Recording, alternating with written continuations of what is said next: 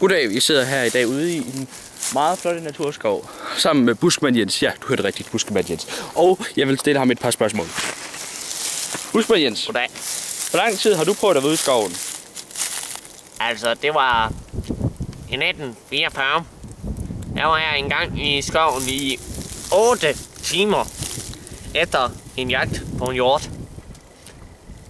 Efter jagten på en hjort, ja. Okay. Har de nogensinde fældet et træ?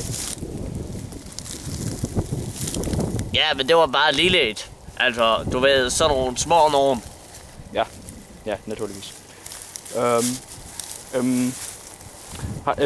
Jeg har hørt meget om i medierne, at de blev overfaldet af en hjort på et tidspunkt.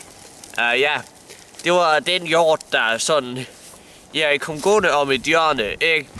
Og så kom hjorten, og så glåede den mig i øjnene sådan. Og så lagde den mig ned, og så skød den mig i munden. Og så spiste den lorten. Og så gravede den et hul. Og så brækkede den sig ned i det hul, og spiste brækket, og brækkede sig ned i min mund. Det lyder ikke særlig behageligt. Det var det i hvert fald heller ikke. Ja, det kan jeg da naturligvis forstå. Jeg har hørt, at de til gengæld har fået en Twitter-account på internettet. Ja, den skal I kigge. Den er nede i beskrivelsen. Du ved, nede under YouTube-videoen. Der er sådan en lille bar. Så står der Twitter, og så sådan et bindestreg, og så er der et link. Ja, okay. Hej.